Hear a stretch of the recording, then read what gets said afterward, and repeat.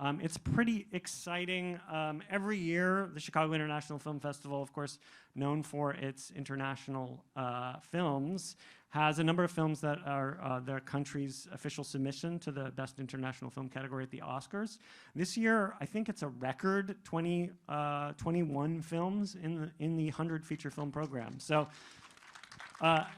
just, to toot our own horns, just a little bit more, like, these are films that we've selected before that selection has been announced. So so we're just very excited that we have so many of these films. One more sort of shout out, the industry sometimes thinks of Chicago as a regional festival. That means like a festival that's not New York or LA. But I just want to reiterate, we are, I think, more than a regional festival. We are an international festival. So so thanks for that. Without further ado, I want to introduce our moderator for this morning's discussion, Nick Allen. He's a senior editor at RogerEbert.com.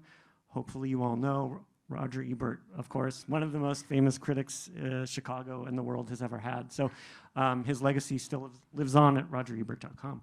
So Nick, thank you so much for moderating. Thank you, Anthony. So thanks everybody for coming out. We're going to have just like a great discussion with some great filmmakers, many of whose films are screening today. And then Lina, your film is screening tomorrow night at 6:45, I believe. So this is going to be like a little teaser and so forth. But I wanted just to start a little light. If you could all introduce yourselves and also just a little pitch about your film so we have context before we kind of dig into it. So Rodrigo, if you'd like to get started. Okay, thank you. Thank you for the invitation. Thank you for coming this morning to listen to us. I'm Rodrigo Moreno. I'm a filmmaker from Argentina, from Buenos Aires. And what I'm presenting at the Chicago Film Festival is The Delinquents, Los Delinquentes, which was presented in Cannes, last Cannes, and now in many festivals.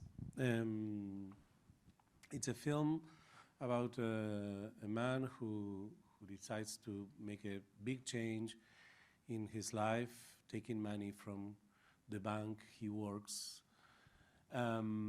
So it's a kind of heist movie, but in some moment the film detour to kind of a strange thing we don't know. So I hope you will see it. I think it's today and tomorrow, no? And I don't know what to say, but maybe during the conversation, I will. Yeah, sure. Lina, do you want to? Yes, I have one. Thanks. First of all, I want to thank the festival team for having programmed my film. It's the first time I come to this festival, and I'm very happy to be here. So my film is called Bye Bye Tiberias. It's my second documentary film. It's a film about 4 generations of Palestinian women of my family and their story of transmission and how they were able to maintain their legacy alive through generations despite dispossession, war, and displacement. And as you know, we're going through a very tragic time these days. So it's not easy for me to accompany the film, but at the same time, it kind of became my mission to keep on as a way to do something because I feel very hopeless and helpless. And so for me, it's important to present this film that is giving back, our humanity, from which we seem to be deprived these days. So sorry, it's a bit heavy, but my heart is a bit heavy. And it's very moving for me to be talking about the film, so don't hesitate, to. I don't know if there's questions, but I'm free to, we can have any dialogue you want. Thank you. Yes, I'm Tran. I'm Vietnamese born, and I would like to thank the festival for the honor to be here.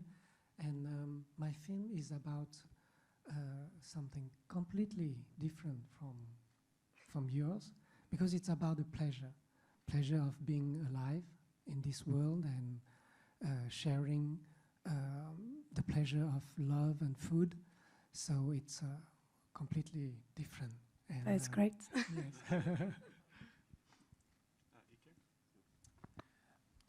My name is İlker Çatak. I'm from Germany. I have Turkish origin, and my film is called The Teacher's Lounge. It is a film about a young teacher who is very idealistic and who wants to do right, but by doing so actually does wrong. And yeah, it's we had our kickoff in Berlin this year, and now we're here, and I'm very excited to show it today and tomorrow. Hello, I'm Amr Gamal. I'm from Yemen. First, thank you to have me here with you, and thanks for the audience to come also to listen for us. My film called The Burdened, and it's premiered in Berlin early this year. And it's a story about family and about people within the forgotten war in Yemen, and how this war led the economy to collapse. And with this collapsed economy, the middle class families were the most who was affected by this collapse. So we see like a very sensitive topic, which is how their financial crisis led them to seek for abortion because they cannot afford for a fourth child. And we see the journey of them trying to survive. So it's the American premiere today, and also we have the film tomorrow. So I hope you can come and watch it. And it's a window for you can through it see the day-by-day life of middle-class Yemeni families.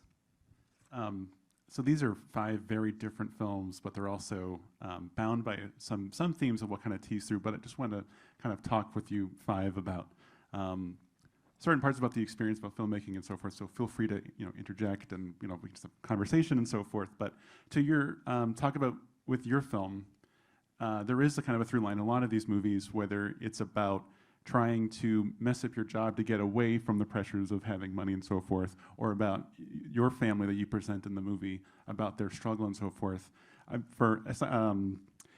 About the importance of presenting class and how kind of delicate that subject can be, especially for an international audience. And I was curious what's most important for any of you filmmakers when presenting such a topic like that we can all relate to, but it's presented in a very specific way in your films. Sure, if you want to start. Yeah, I'm just curious. It just being as much as you can honest to the subject, and trying to, even if you are choosing this such a sensitive topic, you when you are true to your place, you reflect how you this topic can be the reasoning and the journey of achieving something like this is different from country to country. But also there is a lot of common things. There are always different reason for like having an abortion, but it's the same struggle everywhere. So it give light on how it's maybe different in reasoning, but same in the struggle. İlker, with the Teacher's Lounge, there's a sense of, the teachers are scraping by, and there's maybe a sense of there's a crime involving money being stolen and so forth. What was most kind of important to you for getting that struggle right in telling the story and in depicting it in an honest way? I don't know. I mean, we started writing that script, and it was like after 2016, after Trump, and this whole notion of truth and fake news and everything like that was very, very much still there. So we started in like 2019, 20, and we thought school is a nice place to have it actually is a nice miniature of society, and we were trying to emulate what we were experiencing in our everyday life into that script, kind of. And but I don't know, like the honesty that you're trying to put in the work is you always try, and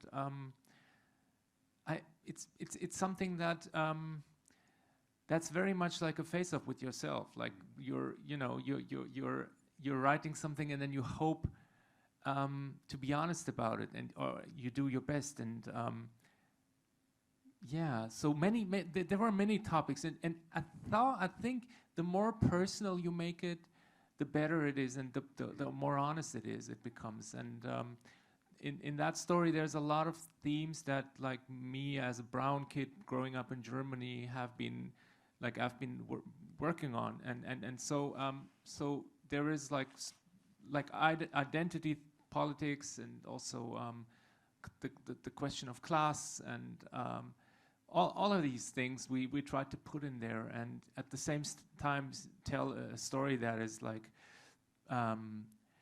where you're actually wondering what's going to happen next. And that's actually the like, first and foremost, you actually want to tell a story that is personal, and and keeps the audience with it, and then the other topics, they come like as a meta. So that's actually the first thing to focus on, I think. Lina, your film is a documentary. It's also probably the most directly personal story, even though it's your family. But what is kind of the most exciting but also scary thing about sharing your family's story in this format, also for international audiences to take in? The thing is, my first film was also about my family, so for now I don't know how else to do films. I hope I'll evolve.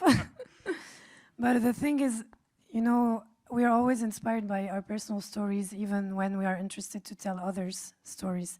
And the thing is, in both my paternal and maternal family, there are a lot of collective memory that is very, very heavy on our personal lives, because my father is from Algerian descent. France colonized Algeria. My mother is Palestinian. So, it's stories, collective stories that are very heavy. And so I have always felt that these stories have affected the most intimate relationships between, members of the same family, have affected transmission. And I feel that more and more today, a lot of people are experiencing displacement, through all the refugee crisis that we see and the wars. And I feel like a lot of people are going to go also through these questions of identity. How do you find your place in society? How do you find your place when you're caught between two worlds? How do you find your place when you don't have access to your homeland? So these are questions that have always been present in my memory. And for me, doing documentaries allows us to give back poetry and humanity to these questions, because if not, I would have been a journalist. I studied history, and it was too hard for me to stay in a library all day. I needed to be out. So I think it's a way for me to mix what's the most interesting, like my major interest in life, which is the tool and the power of art to communicate and convey, and some, very human, personal issues of belonging, because this is what it's about as a human. You try to find your place in your family, in society, in history. So the important thing for me with this film was for me to be able to find my place in the line of transmission of the women of my family, but also to give them back their place in history, to give them back their memory. So it's different layers of belonging, which allows, I think, the audiences to identify maybe not with the whole picture, but with some elements of the story. About it sounds like your film was a great example of the specific being more powerful than universal, and that if you hone in on exactly something, an experience, that is a better way for everybody, for a larger audience to feel it. And I feel like it's a question for all of you filmmakers we have here. Do you agree with that the way to engage an audience is to be specific, or is it universal, especially when you're making a story that needs to be sold, that needs to kind of register with a lot of people? Well, in my case, in case of the Delinquents, I started shooting the film before pandemic. In 2018 and finished in 2022. We've spent almost 5 years shooting it. It was, from the beginning, it was planned to split the shooting, but what it was not planned was the the lockdown.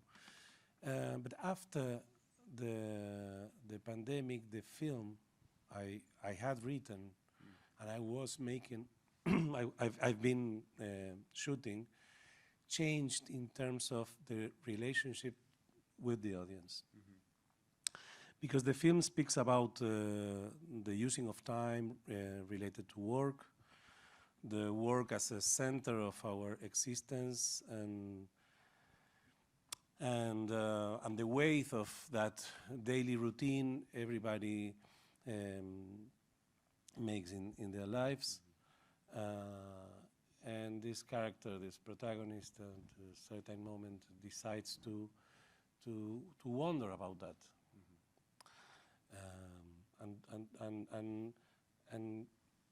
And he invites a colleague in his bank to do something that maybe change their relationship to the work, but mainly to the using of time.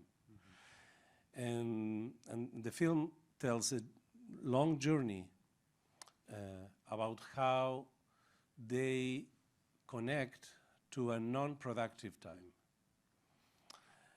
So that was from the beginning, and that's now what the film is about. But regarding the audience, I think it's changed. There's something that I didn't expect, because during the pandemic, in the beginning of the pandemic, I think everybody thought that maybe the world could be better, because we stopped working, we stayed at our homes baking bread, watching films, having a nice time. But after that, we realized and we found a worst world, full of hate, full of rage, full of awful presidents, wars, till now. So I think the film, regarding its context, and the context the film is shown today, changed.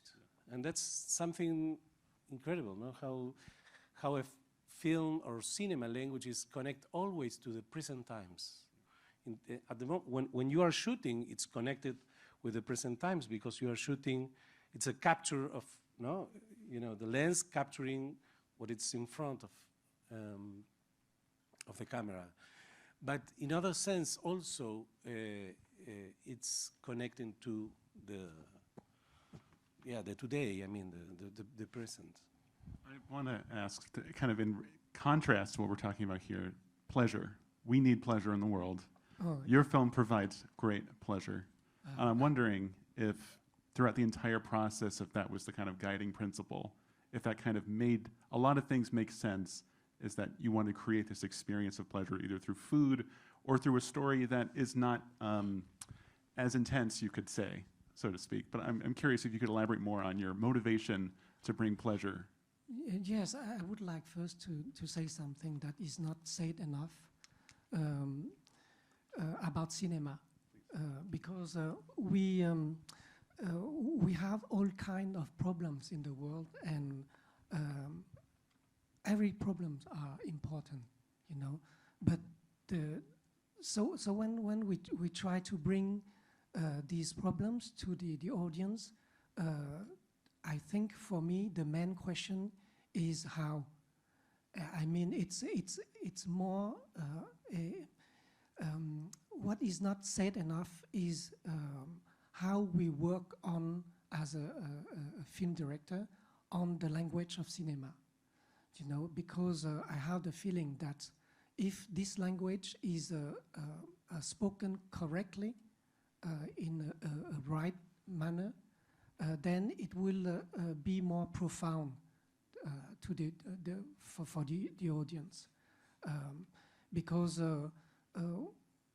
when you have a story with a child who died in the story, then you are moved. It's normal. But is there in this movie enough of cinema? This is not true.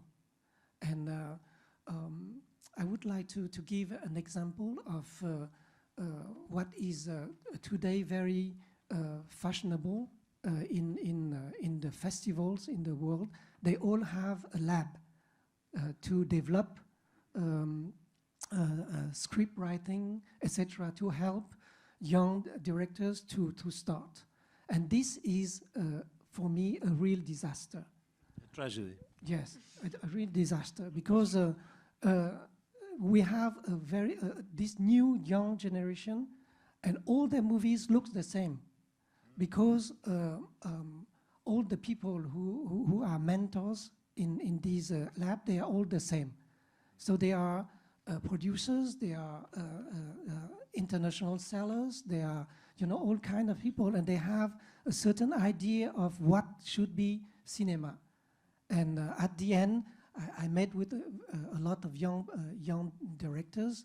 They, at the end, when they did this long journey, you know, being in different labs, they end up with a script that was now it's the right script to do, but they said to me that they don't want to do it anymore because it's so far from them, you know. So I think that if we have to help, just give money, you know, because they need money to make a movie, to shoot a movie. But you know, you need to know to respect, you know, what they are, and this process is making, you know, movie really poor today in terms of language of cinema, and because they come with a very important and serious matter, but then there is no cinema in their movies. So in the very important, you know, festivals like Cannes, or sometimes the movies are really bad. I mean, in terms of cinema, there is no more this art. It's no more an art. It's more about, you know, everything is about theme, everything. Subjects, themes, and that's it. So I think that what we need today is to bring back, you know, this the cinema as an art, to touch the audience in the deepest way possible. If you can work on the specific language of cinema. Would you like to add to what you're agreeing with him about your feelings about these? I'm curious. No, I'm totally. This is fascinating. I totally agree with him. Thanks for bringing this thing to the panel, because I also think that we are kidnapped by these international labs and a way of shaping films about subjects. I know that once Jean-Claude Carrière, who was among others the writer of Luis Buñuel, was asked maybe in a panel like this in a film school, and finally, what Luis Buñuel films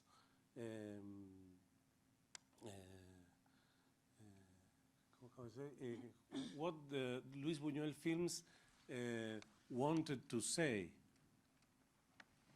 And he answered, well, Luis Buñuel films say many things, but they don't want to say things, you know, which means the pedagogic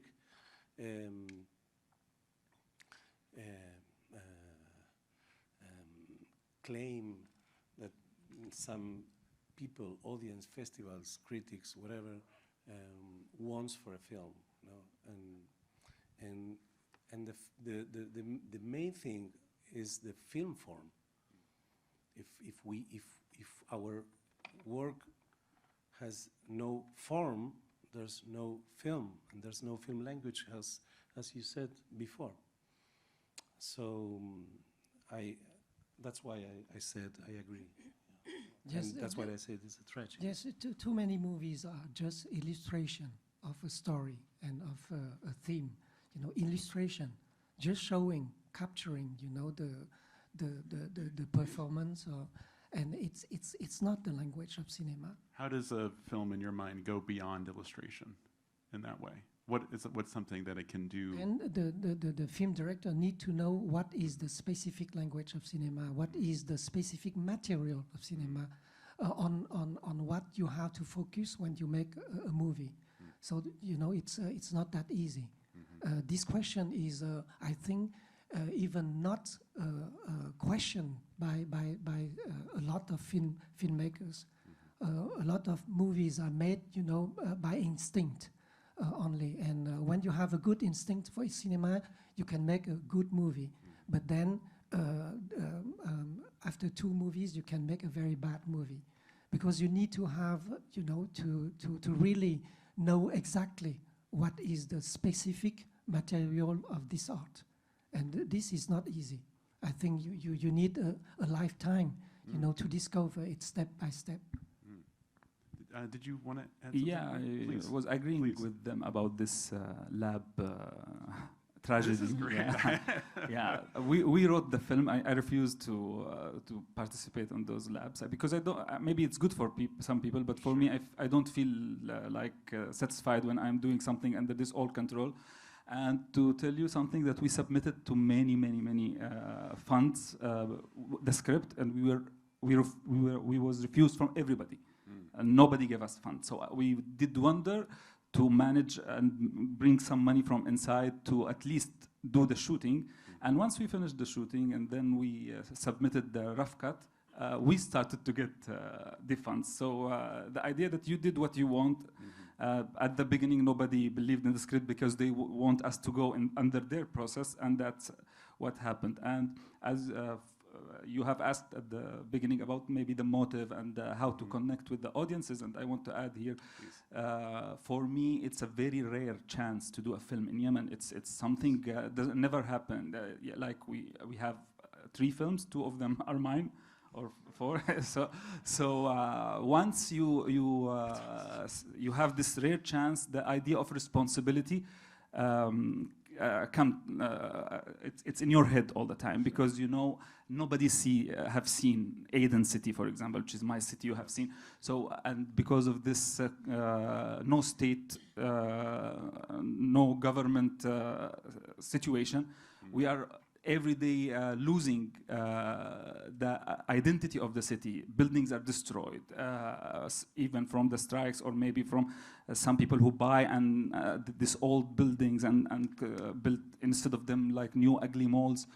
So it was like, yeah, let's do the film, but also let's document. Let's give the film the feeling of a documentary movie, because it's a responsibility telling a story, and also makes this document for next generation to see how the identity of this city was. So that was the motive, and maybe in some point of time I found, like, I don't know if people will interact with us, but when you are putting your feelings in that film, people will start to connect. And I agree also that after the pandemic, we see every country in the world start to have this economic collapse, and all the middle classes all around the world start to suffer the same thing. So I feel like people can connect to the content now. Absolutely. I just want to add some nuance, because nuance is good nowadays. Please. No, I've done a lot of labs, because unfortunately when you are a first-time filmmaker, very young women, they don't give you money. Especially if you film your family and they say, oh, this young girl, she's going to film her family. So I did a lot of labs at first to be able to get money, because they didn't believe in the project as written. They didn't believe that I could make it happen, so I had to pitch. And this is terrible also, because you have to go pitch, they put you in competition all the time, and it's like every time you go to a festival, present your film, you're in competition with everyone. The good thing is I'm very good at pitching, so for me it went very well, because I got all the money through pitching. Woo! But it's too tiring, because you're always defending, and so you lose time for your creativity. And so that's why I agree with that, is that the main process should be finding your language, finding how to convey your intentions through the work of sound, the work on the text. I think it's, today also it's the fact that, of course, we have a lot of films, because also there's a thing that exists in the industry as soon as a director arrives to a big festival with a film, the first question they ask is, what is your next project? You don't even have time to talk about your current film, which you have worked on for 6 or 7 years.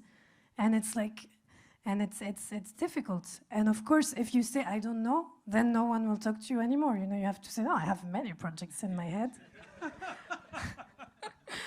And I think I just did 2 films. I'm still a young film.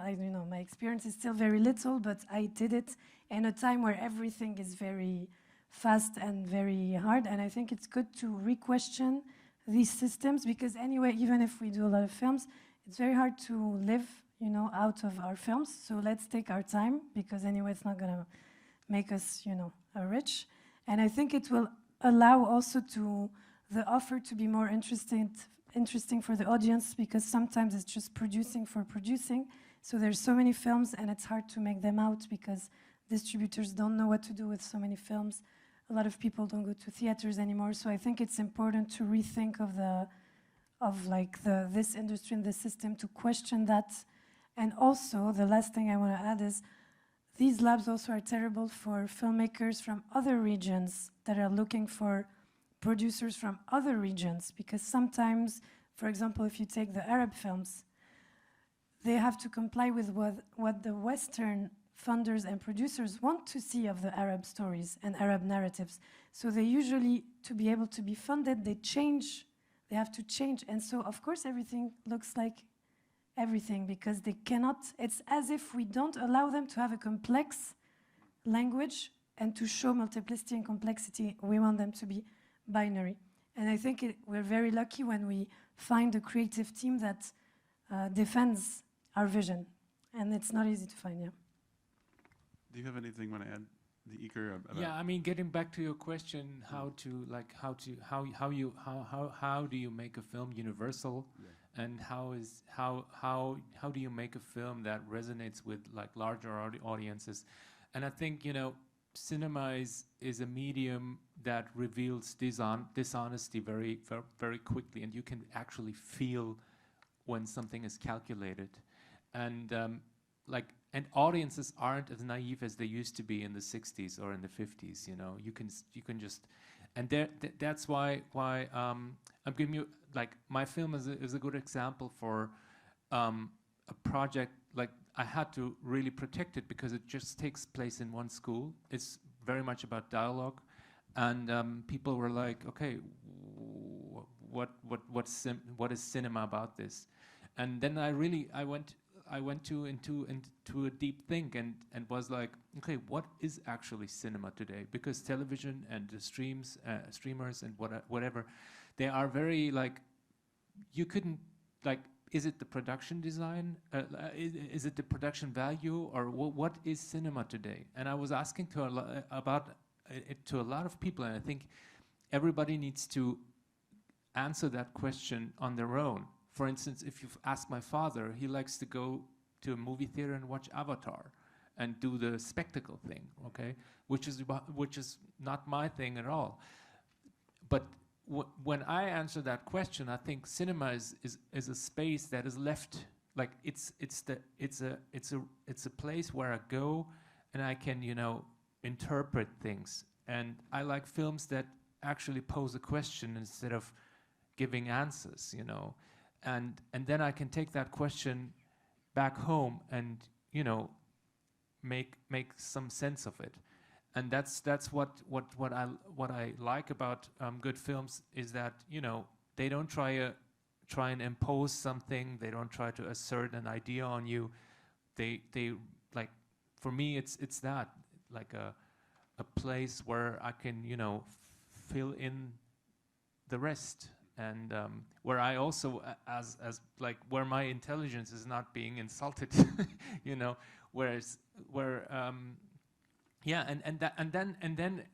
that's it. I can very quickly feel if a film is trying to please me, and like in life, I'm more drawn to the stuff that's individual and that's just doing their thing. Let them do their radically local, radically whatever.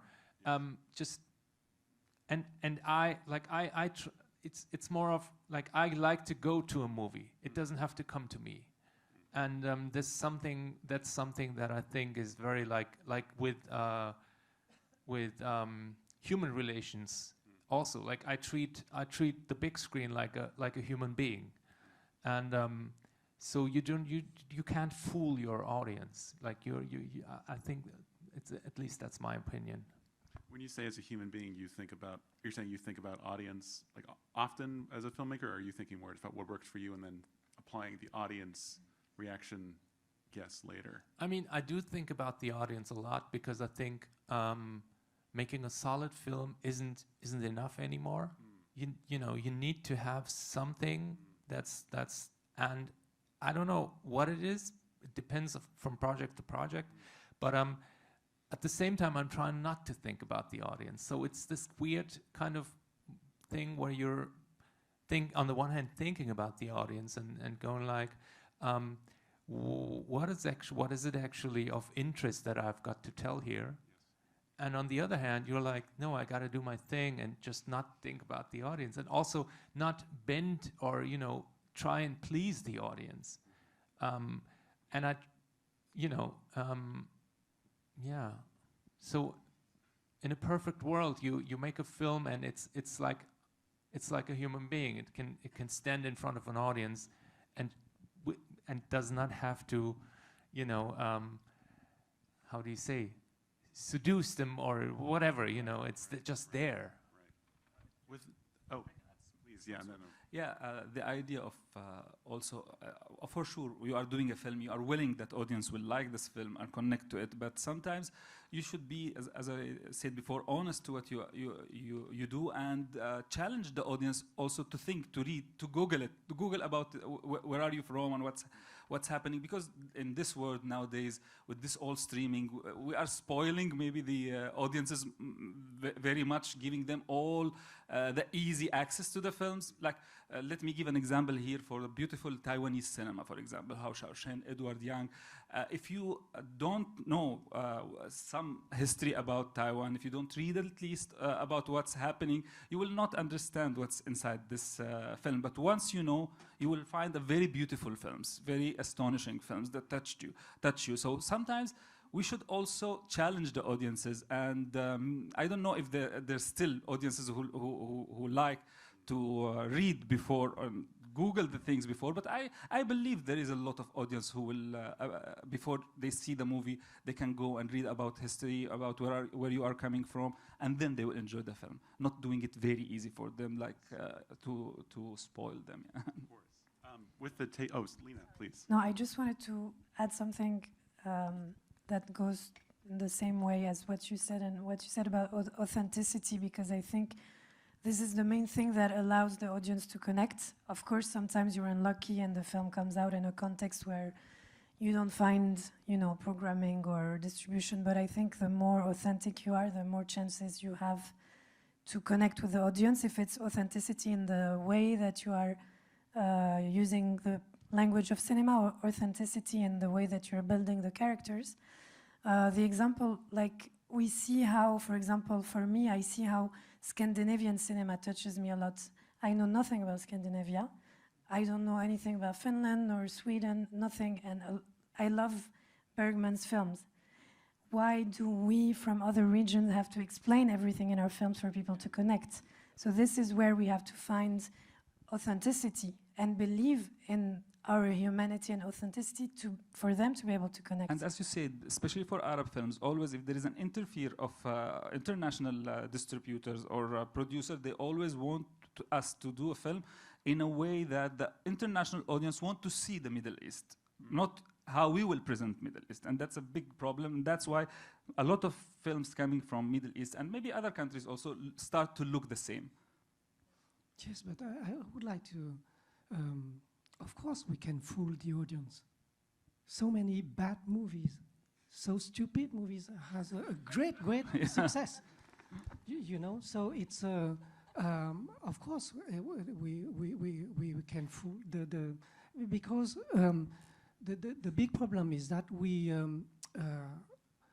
cinema seems to be an easy thing. everyone has an idea, everyone has an opinion about a movie. Everyone can have, I mean, but do we really have the knowledge of what is cinema? I think that we should teach cinema very early in schools to show to children that you see this picture is not only a picture, it has a meaning, it has an emotion in there. And how it is done, it could be, you know, authentic, or it could be a lie, it could be, you know, cheating. All this, you need to start very early for that. And as far as I can know, in a lot of, in all the film school, it's more about the language of the critic that we see when they analyze movies, etc. It's more the language of the critics than the language of the filmmaker. And it's two different language. It's very complex. And why? Because why is it? It's two different language. Because the filmmaker, he start to work out of nothing. The critic, he start to work when everything is there already. So it's two different language, and we are speaking more easily the language of the critics, of the festivals, of all this, than the language of the filmmaker. That's why I think that to make things universal, you have, because cinema is an art, it means that it's a language.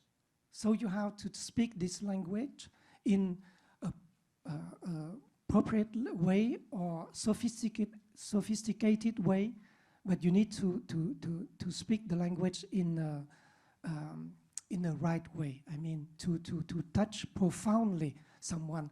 I think that when you are making a movie, you don't have to think about the audience. You need to make it right for you first, with only one God, that is the God of cinema, with its language. And if you make it right, then it's the gift that you give to the audience, and you don't have to think if the audience will like it or not.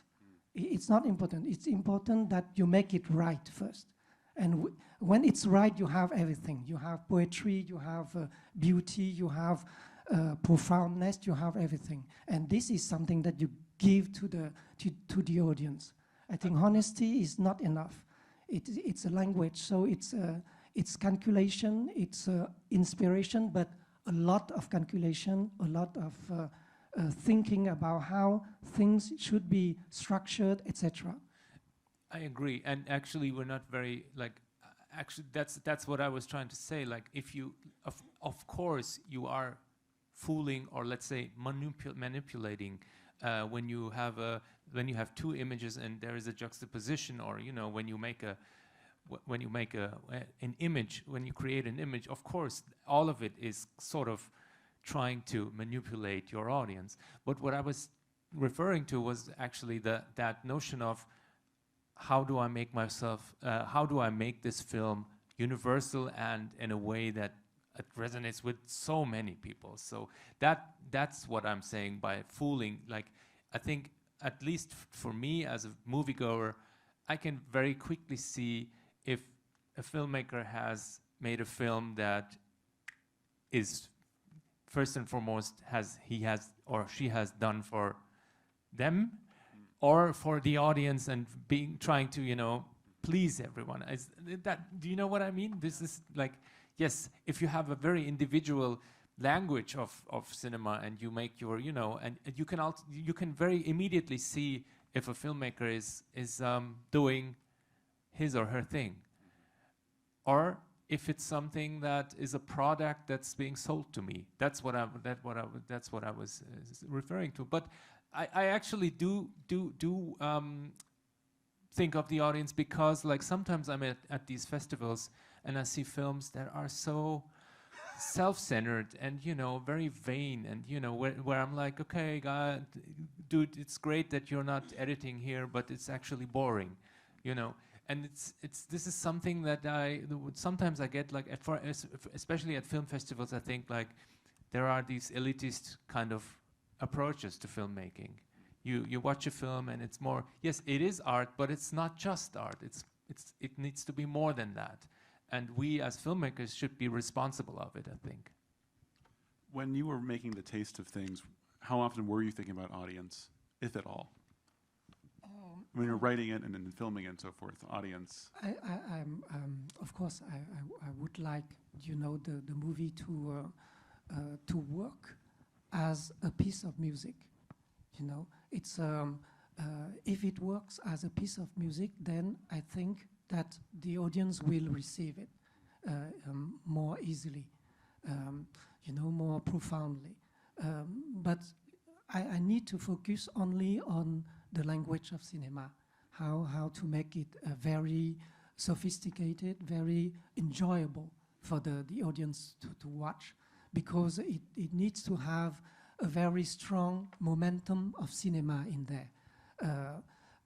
I think that we can, you know, also measure a movie by its concentration of cinema in there. It's 5%, 20%, 80%, like a fat, you know, in food, things like that. So it's possible. I mean, if you know what is the language of cinema, then you can see immediately after 10 minutes of the movie if the movie will be rich in terms of language or will be poor, you know. You can actually see it in the first minute, I think. Yes. Oh, interesting. I want to ask you really quickly, because you'd mentioned about how filmmakers and critics speak different languages when talking about movies. Is there a way that critics, myself included, could understand cinema better without actually being on set, being a filmmaker? Or do you think it's just entirely divided? Oh, no, of course you can see it. It is very easy, in fact, to start thinking about cinema. Because for me, it's in one line. The specific material of this art is when you go from one shot to another shot. And this is where a filmmaker has to focus on. When you go from one shot to another shot, only to tell the story, to make it clear, then it's not enough. You need to do something there that has meaning and emotion. I mean, there is a lot to do in there, so you have to focus on this. So from this you can, you know, start thinking more in the more complex way what is cinema. But really it's there, and it's in the heart of editing. You know, why we cut this scene, you know, why at this moment we cut it there. It's because you want to be clear in terms of storytelling or something else. And this something else is the art of cinema. Editing, and before you have something to edit, you have to shoot it. So you have to prepare all this, and before you can shoot it, you need a script. And in the script, there is something that is important, is the structure of it. For instance, someone like Stanley Kubrick, his movie, in terms of filmmaking, is not great. It's very simple. But all the meaning and the emotions come from the fact that he has a very strong structure at the beginning in the script. You know how to go from this idea to this idea and bring a new idea, bring a meaning and emotion in there. So it's quite interesting. You know, someone like P.T. Anderson, he's more interesting in terms of cinema in his movie than Stanley Kubrick, you know, or someone like Scorsese with this momentum that he gave. It's amazing, you know. So we can, you know, analyze movies in not from the point of view of the critic, but from the point of view of a filmmaker, you know, and it's completely different. I have every year in Vietnam a small workshop for young directors, and what we are trying to do is, you know, screening movies and trying to find in the movies what is great. And so sometime every day, I mean, it lasts 6 days, I screen a scene and they said, okay, tell me what is good in there. And when they start to talk, they talk the language of the critic. I say, no, stop. You want to be a critic or a filmmaker? If you want to be a filmmaker, then talk to me with the language of a filmmaker, you know, for this scene. And it's completely different. I have a question for you. Oh no. What do you think a film critic, a good film critic, is about? Good. Well, critics welcome, right? That's the tagline of this festival. Well, number one, understanding that somebody put a lot of time, effort, and thought and care into something that you are going to see over 2 hours, 90 minutes, 3 hours. Delinquents screening tonight. This is only because you are kind. I think that is not the fact. Well, I don't believe it's about, I think you're talking about looking at a scene and be like, oh, this is good, this is bad. I do believe it's about language, or I believe, listening to you talk about editing, I was just thinking about Walter Murch's book and so forth, how that has been instrumental for me appreciating a cut and what a cut does, and how cinema is bonded by one image being contrasted with another. I feel like as a critic, it is for me, it's all gut feeling. So like we're talking about, like you guys are making, y'all making films very personal, and my best work, I would hope, is like personal, or there's something sincere to me in it, but at the same point, that is my truth about trying to understand what you were trying to say. And if I don't understand it, then that's kind of how I've read it. I think it's interesting what you said about context, about hoping people read more.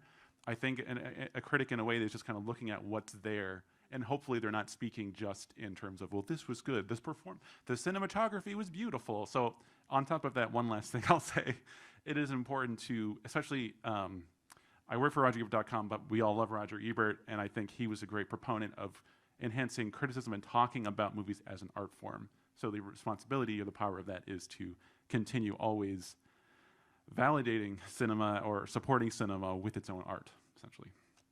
So I thank you for asking me that question. No, because I think like film critic is something that's important to our industry, and it comes with a responsibility.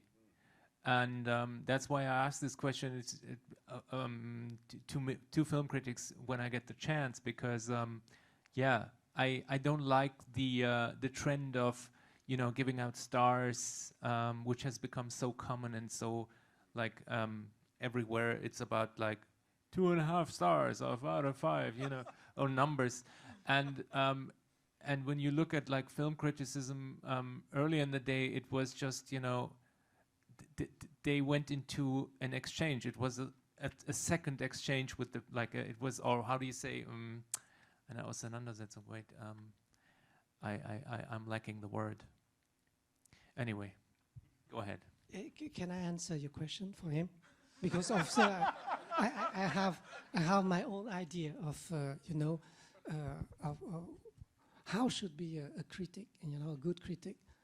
I think that when we are making movies, we are putting ourselves naked, you know, in front of, and I hope that he would, you know, undress also when he write a critic. You know, it's not, he cannot be fully, you know, dressed and talk about the movie like this, you know. And so I would like to see also a little bit of him in his article about, in his critic, you know. This is what I would like to see. A question to the colleagues. Do you guys read everything?